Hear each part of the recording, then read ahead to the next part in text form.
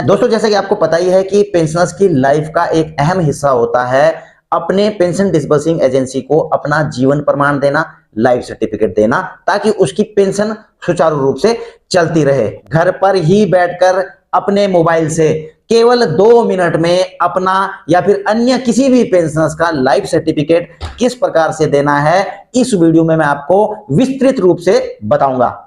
यह जो प्रक्रिया बताने जा रहा हूं मैं आपको 4 स्टेप में सिखाऊंगा ताकि आपको आसानी से हर चीज समझ में आ जाए। तो लेकर चलता हूं दोस्तों सीधा अपने मोबाइल पर कि आपको लाइफ सर्टिफिकेट किस प्रकार से देना है। सबसे पहले आप अपने मोबाइल में प्ले स्टोर खोल लेंगे, ठीक है ना। इससे आपने 2 एप्लीकेशन डाउनलोड करनी है। पहला वाला तो आपने इसके सर्च में डालना है आधार फेस आरडी, ठीक है ना। इस प्रकार से जैसे ही डालेंगे तो आपका ये आ जाएगा और ये आप देख रहे हैं नीचे में आधार फेस आरडी। आपने अन्य कोई नहीं करना है, अगर और दिखाई देंगे आप इसका लोगो देख लीजिए। तो आपने इसी को करना है इंस्टॉल, ठीक है ना। तो आपने इसको इंस्टॉल कर लेना है। अच्छा, जैसे ही ये इंस्टॉल होता है दोस्तों तो आप देख रहे हैं ये इंस्टॉल हो चुका है। तो मैं आपको बता दूं दोस्तों कि यह ऐप का जो आइकन है ना आपके मोबाइल में नहीं दिखाई देगा स्क्रीन पे, तो कंफ्यूज मत होना कि कहाँ गया, ठीक है। तो वापस आपने आ जाना है प्ले स्टोर में, सर्च में, और सर्च में डालना है जीवन प्रमाण। जैसे मैं डाल रहा हूँ दोस्तों, स्पेलिंग देख लेना।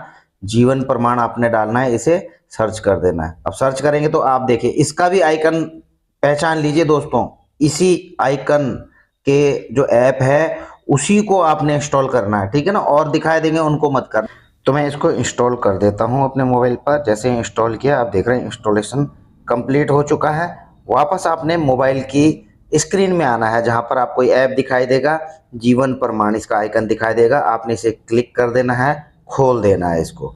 जैसे आप खोलेंगे दोस्तों तो इस प्रकार का इसका स्क्रीन आ जाएगा। और स्टेप 3 यहाँ पे शुरू होता है, device registration and operator identification. अब देखिए डिवाइस रजिस्ट्रेशन तो वो होता है जो बायोमेट्रिक का, तो हम बायोमेट्रिक तो रजिस्ट्रेशन करने की जरूरत नहीं है, केवल ऑपरेटर आइडेंटिफिकेशन होगा इसमें। तो ऑपरेटर कोई भी हो सकता है। ऊपर अपना आधार नंबर डालना है, नीचे अपना मोबाइल नंबर जो कि आधार के साथ में लिंक है, और उसके नीचे ईमेल आईडी जरूर डालना है उसकी, ठीक है ना। तो ये 3 चीजें जरूरी हैं ऑपरेटर के लिए। ऑपरेटर कोई भी हो सकता है, पेंशनर भी हो सकता है और नॉन पेंशनर्स भी हो सकता है, ठीक है। तो ऐसे डाल दिया है इसको और इसको कर देना है दोस्तों आप में सबमिट। यहाँ पर इस चीज को समझिए। अब आपके मोबाइल में यूआईडीआई की तरफ से जो आपका आधार के साथ में लिंक है ओटीपी आएगा। आपने यहाँ पर ओटीपी डालना। देखिए कभी नहीं आ रहा होता तो रीसेंड ओटीपी भी कर सकते हैं, ठीक है ना। कभी दिक्कत आ रही तो रीसेंड करके आपका ओटीपी आ जाएगा। ओटीपी जैसे ही डालते हैं आप सबमिट करते हैं तो ये आ जाता है आपका। आपने ऑपरेटर नेम लिखना है, अपना नाम लिख देना है जो आधार में है आपका प्रॉपर, ठीक है। और नीचे इसको टिक कर देना है। तो ये कंसेंट है आधार का, ठीक है। इसको टिक कर देना है। और इसके बाद जो है आपने नीचे स्कैन दिख रहा है हरे में कलर में, आपने यहाँ से स्कैन करना है। अब स्कैन क्या करना है, आपको स्कैन करेगा तो आपने स्कैन करना है इसको। अच्छा, स्कैन कुछ परमिशन मांगेगा तो वाई यूजिंग दिस ऐप कर सकते हैं इसको, ठीक है। क्योंकि परमिशन तो मांगता ही है, क्योंकि आपके कैमरा की हो गई फोटो, इन चीजों की परमिशन मांगते हैं बेसिकली, आपको पता है। अब देखिए यहाँ पर कुछ आपको यहाँ पर एडवाइजरीज दी गई हैं, इसको समझ लीजिए दोस्तों। सबसे पहले है ensure your face remains with in the boundaries. अब देखो एक सर्किल आएगा, उसके अंदर आपका फेस रहना चाहिए, ठीक है ना। अच्छा जी, दूसरा क्या है कि आपका फेस में लाइट पड़ना चाहिए। आपके बैक लाइट में कोई मतलब पीछे की तरफ कोई लाइट नहीं होनी चाहिए, फेस में होनी चाहिए लाइट, ठीक है। और सनग्लास नहीं होना चाहिए आपका पहना हुआ, ठीक है। और सबसे लास्ट में आप एक और ऑप्शन आप देख रहे हैं यहाँ पर कि SIM prompt appears on the screen. आपने जब तक अपनी स्क्रीन को अपने आंखों को आपने झपकाते रहना है, ठीक है ना। कई बार झपकाना है उस पर देखते हुए, कैमरे पे देखते हुए। तो इसे ओके करके आपने प्रोसीड कर देना है। अब देखिए गलती भी बताऊंगा, आप लोग ऐसे करोगे जैसे मैं कर रहा हूं, ठीक है ना। आंखें ये गलत है दोस्तों, अभी सही क्या है वो बताऊंगा। अभी देखिए मैं झपका रहा हूं लेकिन यह सक्सेस नहीं हो पाएगा और आप लोग भी यही गलती करोगे, इसलिए मैं आपको बताऊंगा सही तरीका क्या है, ठीक है ना। ये देखिए अब ये चीज चेंज भी हो रखी है। अब ये देखिए इन्होंने जो है कैप्चर आउट कर दिया, तो नहीं करा उसको कैप्चर। तो आपने दोबारा से यहीं पर जाना है, स्कैन करना है। अब सही तरीका बताऊंगा। ये जो सर्किल आ रहा है ना दोस्तों, अब की बार नया अपडेट हुआ है तो इसमें आपका पूरा फेस आना चाहिए। ये देखिए जैसे ही पूरा फेस आता है, आंखें झपकाते हो, तो आपका सक्सेस हो जाएगा। आपका जैसे ही सक्सेस होता है तो यह ऑपरेटर ऑथेंटिकेशन। तो दोस्तों तीसरा स्टेप यहाँ पर समाप्त होता है, शुरू होता है चौथा स्टेप, पेंशनर आइडेंटिफिकेशन। अगर पेंशनर्स अपना आप भी हैं या किसी दूसरे को की पेंशनर्स का ले रहे हैं यहाँ पर, ठीक है ना, लाइफ सर्टिफिकेट दे रहे हैं, तो उनका उनका यानी कि पेंशनर का यहाँ पर आधार नंबर लिखना है और उनका मोबाइल नंबर लिखना है। ईमेल एड्रेस लिखने की जरूरत नहीं है यहाँ पर, ठीक है। तो केवल उन्हीं का, पेंशनर का आधार होना चाहिए, और मोबाइल नंबर तो दोस्तों कोई भी लिख सकते हैं, ऐसा जरूरी नहीं है कि वो आधार के साथ में लिंक हो, पर लेकिन लिखना है क्योंकि इस पर ओटीपी आता है। और ये सारी चीजें लिखने के बाद आप इन चीजों को समझ रहे होंगे दोस्तों, जो मैं आपको बता रहा हूँ, इन चीजों को ध्यान रखना, ठीक है, क्योंकि बाद में कई कंफ्यूज रहते हैं कि यार किसका लिखना, नंबर क्या लिखना है, तो इन चीजों को ध्यान में रखना आप। तो मैंने यहाँ पर पेंशनर्स का आधार नंबर और मोबाइल नंबर लिख दिया है दोस्तों। आप चाहें तो ये आई बटन दबा करके आधार नंबर चेक कर सकते हैं। इसके बाद आपने इसे सबमिट कर लेना है, ठीक है। जैसे सबमिट करेंगे दोस्तों, तो जो ये नंबर आपने मोबाइल नंबर लिखा था, इसमें एक ओटीपी आ जाएगा। आपने ओटीपी यहाँ पर डाल देना है, ठीक है, और इसके बाद इसे सबमिट कर देना है। जैसे सबमिट करेंगे दोस्तों, तो आपकी यहाँ पर पूरी डिटेल आ जाएगी, ठीक है ना। अगर पहली बार भर रहे हैं तब तो नहीं आएगी, ऐड करने पड़ेंगे आपको, ठीक है। तो मैंने पहले भरा था इसलिए आ चुकी हैं, लेकिन मैं आपको बताता हूँ कैसे ऐड करना है। सबसे ऊपर आप देख रहे हैं दोस्तों पीपीओ नंबर, तो यहाँ पर पीपीओ नंबर जैसे क्लिक करेंगे राइट में एरो वाला, तो आपके पीपीओ नंबर बाय डिफॉल्ट दिखाई देंगे, अगर पहले आपने लाइफ सर्टिफिकेट इससे दिया है। नहीं दिखाई देंगे दोस्तों, या पहली बार दे रहे हैं, तो नीचे add new pension PPO not in list for your self, आप यहाँ पर इसे क्लिक कर देना है आपने, ठीक है। जैसे क्लिक करेंगे तो आप टाइप करके अपना पीपीओ नंबर लिख लेना। नीचे आएगा आपका पेंशनर नेम, तो आपने यहाँ पर टाइप करके अपना नाम लिख देना, ठीक है। अगर नहीं आ रहा होगा तो पेंशनर्स का नाम यहाँ पर आपने लिख देना है जो आधार कार्ड में है, ठीक है। इसके बाद टाइप ऑफ पेंशन, थोड़ा नीचे आप देख रहे होंगे टाइप ऑफ पेंशन, किस प्रकार की आप पेंशन ले रहे हैं, राइट में देखिए उसके एरो का बटन, तो एरो का बटन जब क्लिक करेंगे तो यहाँ पर देख रहे हैं ईपीएस 95 जो ईपीएफओ की पेंशन ले रहे होंगे। फैमिली पेंशनर हैं तो फैमिली इसको टिक करेंगे, अदर पेंशनर्स हैं तो अदर को, और सर्विस पेंशनर्स हैं तो सर्विस को।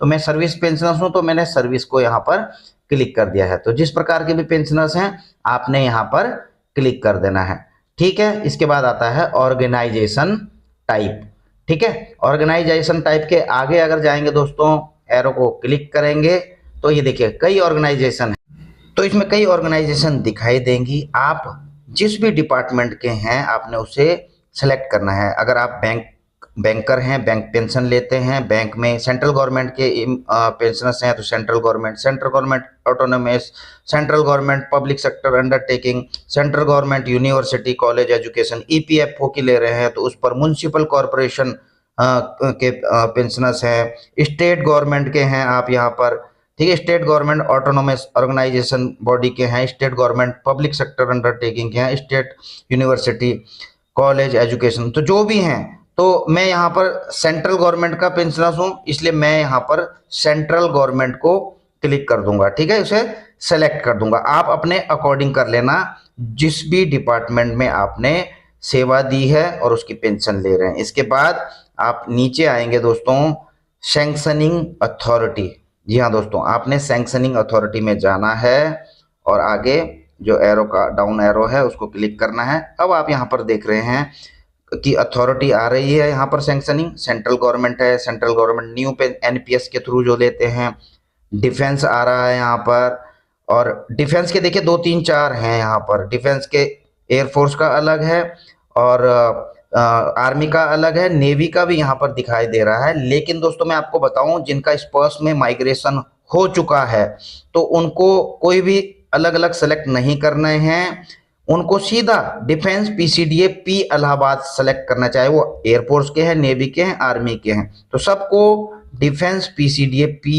इलाहाबाद सेलेक्ट करना है। बाकियों को अपने अकॉर्डिंग करना है, जो जिस भी डिपार्टमेंट की पेंशन ले रहे हैं तो उसके अकॉर्डिंग उनको यहाँ पर अथॉरिटी दिखाई देंगी, आपने उन्हीं को सेलेक्ट करना है। अब मैं डिफेंस से हूँ तो डिफेंस, और स्पर्श से पेंशन ले रहा हूँ तो डिफेंस पीसीडीए पी इलाहाबाद में यहाँ पर करूंगा। आप इस चीज को समझ गए होंगे, तो आपने भी इस प्रकार से करना है।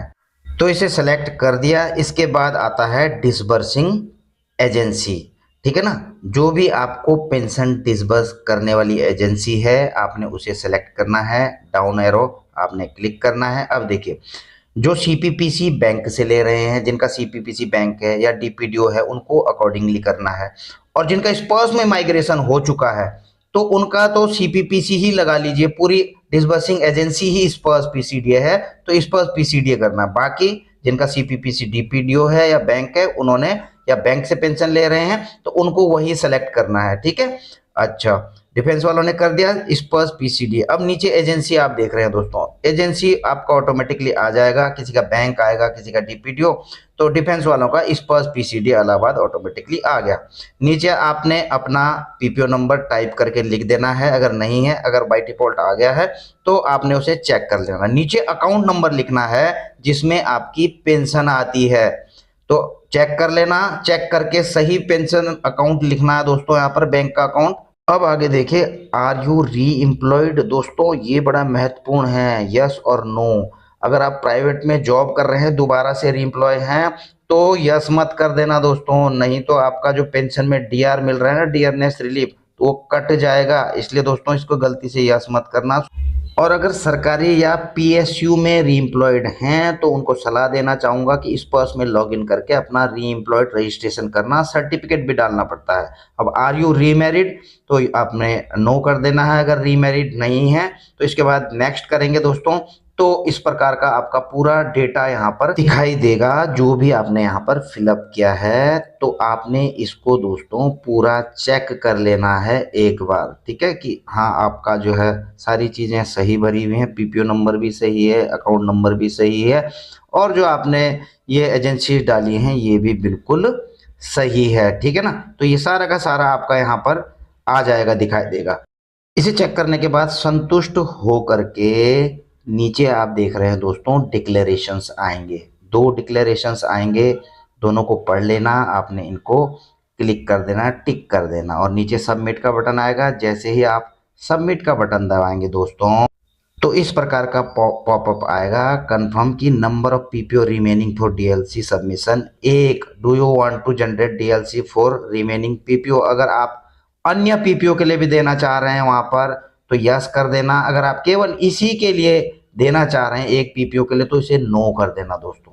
नो करने के बाद एक कन्फर्मेशन आएगी कि आप ये जो पीपीओ नंबर नीचे दिखाई दे रहा है, इसके ऊपर जीवन प्रमाण देना चाह रहे हैं। और नीचे दोस्तों एक कंसेंट आ जाएगा, ठीक है ना, आपने इसको टिक कर देना है।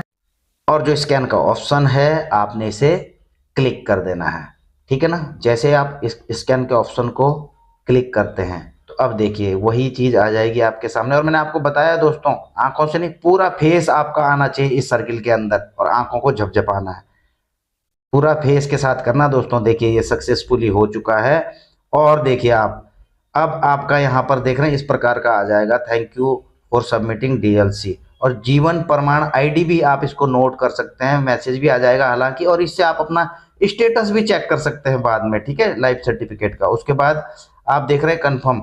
इसके बाद भी एक ऑप्शन देता है कि आप इसके अलावा भी किसी और दूसरे पे डीएलसी करना चाहते हैं, मतलब लाइफ सर्टिफिकेट देना चाहते हैं। जैसे कई होते हैं, जैसे आर्मी से फिर डीएससी से भी पेंशन ले रहे होते हैं, तो ऐसे में वो यस करके अपना आर्मी के बाद डीएससी वाला पीपीओ भी डाल सकते हैं, आप समझ गए होंगे। नहीं तो आप इसको अलग अलग भी दे सकते हैं, नहीं तो नो कर सकते हैं।